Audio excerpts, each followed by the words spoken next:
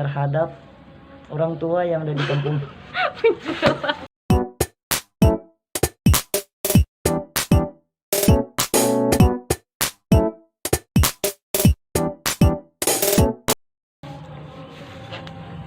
Assalamualaikum warahmatullahi wabarakatuh. Kembali lagi bersama saya Nur Saman, salah satu mahasiswa IAIN Palangkaraya Fakultas Ekonomi dan Bisnis Islam, program studi perbankan syariah semester 4. Ya baik, di sini saya bersama Kakak Mutmainah, seorang akademisi juga mahasiswi IAIN Palangkaraya. Nah, kali ini kami membahas terkait paradigma pendidikan dan ekonomi di masa pandemi COVID-19. Sebagaimana kita ketahui, masa sekarang yaitu masa pandemi COVID yang mewabah di berbagai dunia atau belahan negara, dan khususnya di Indonesia sekarang sudah banyak pengaruh dari pandemi tersebut, dan terhadap berbagai aspek kehidupan juga itu banyak berpengaruh. Dan kesempatan kali ini saya ingin berbincang pada kakak, bagaimana pandangan kakak terkait paradigma pendidikan dan ekonomi di masa pandemi COVID sekarang ini. Menurut saya, sebagaimana kita ketahui, COVID yang terjadi pada masa ini yang sudah beberapa tahun, mungkin sudah hampir 1 tahun lebih ya, mau 2 tahun. Ini sangat mempengaruhi berbagai aspek kehidupan, sebagaimana tadi Saudara Saman sebutkan, dia mempengaruhi pendidikan, ekonomi terlebih lagi. Tentunya hal ini sangat menghambat sistem pendidikan kita, kemudian juga sangat berpengaruh pada perkembangan ekonomi yang terjadi di seluruh dunia, tidak hanya Indonesia khususnya.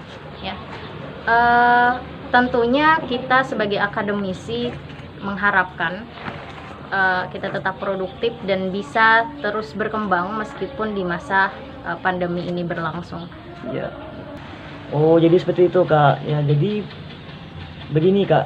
Bagaimana tanggapan Kakak terhadap pernyataan yang saya pernah baca bahwa pendidikan tanpa ekonomi yang kuat itu, Kak, tidak akan berjalan dengan baik.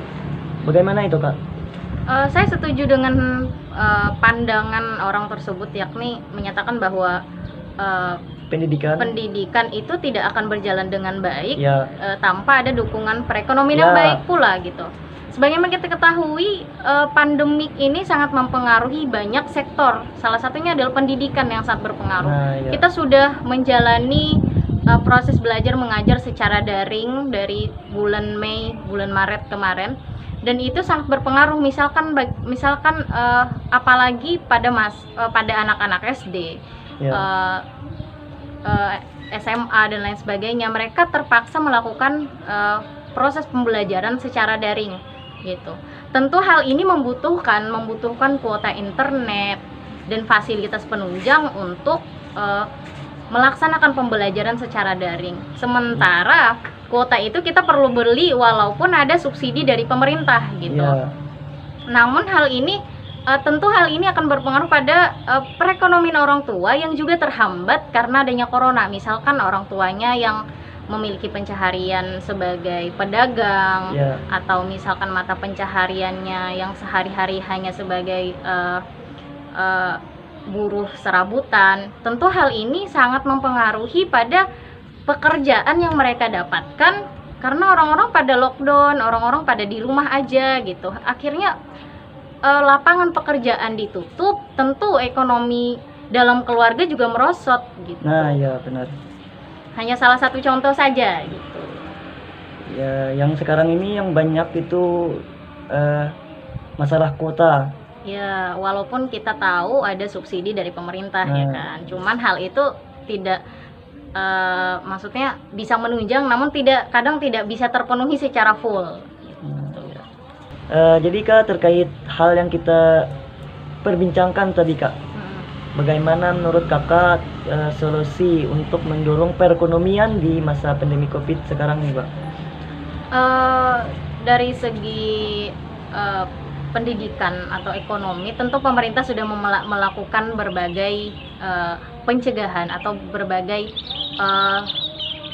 solusi dari pemerintah sendiri ya.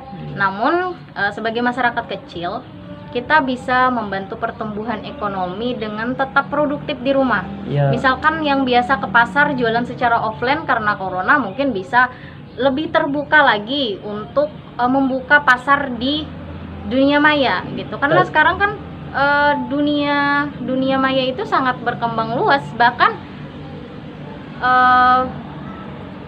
untuk dunia maya ini sekarang orang rata-rata sudah kenal dengan teknologi, sudah kenal dengan gadget itu. Tentu ini sangat mudah dijangkau dan juga kesempatan untuk masih tetap berkembang itu masih bisa dilakukan.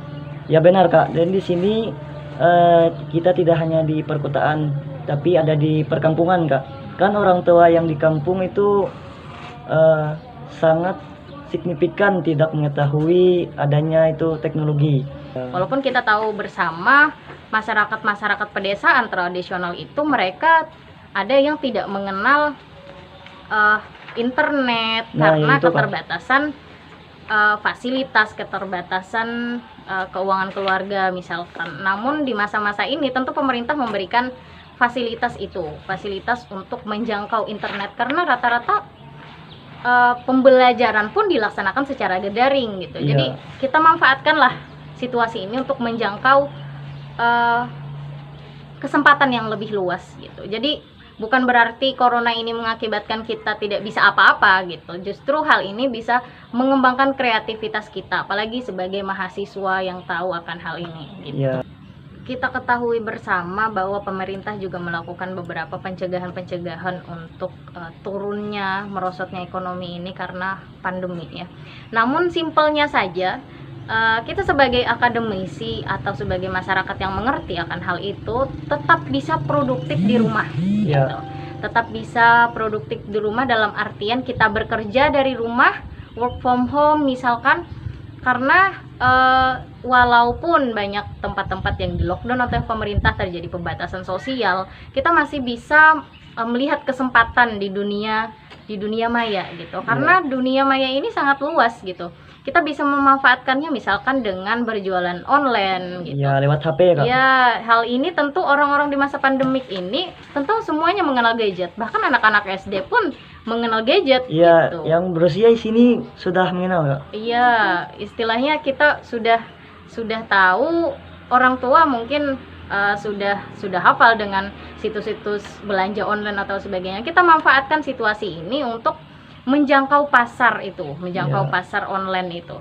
Jadi walaupun kita tetap di rumah, kita masih bisa membantu perekonomian keluarga gitu. Iya benar Kak. Terima kasih Kak untuk kesempatan kali ini. Demikian perbincangan kami tentang paradigma pendidikan dan ekonomi di masa pandemi COVID-19. Dapat saya simpulkan terkait paradigma pendidikan dan ekonomi di masa pandemi COVID-19 bahwa kita sebagai masyarakat di Indonesia selalu produktif untuk menjaga diri dan selalu mematuhi protokol kesehatan yang diterapkan oleh pemerintah. Akhir kata kami undur diri, wabillahi taufiq wal hidayah, waridho walinayah, wassalamualaikum warahmatullahi wabarakatuh.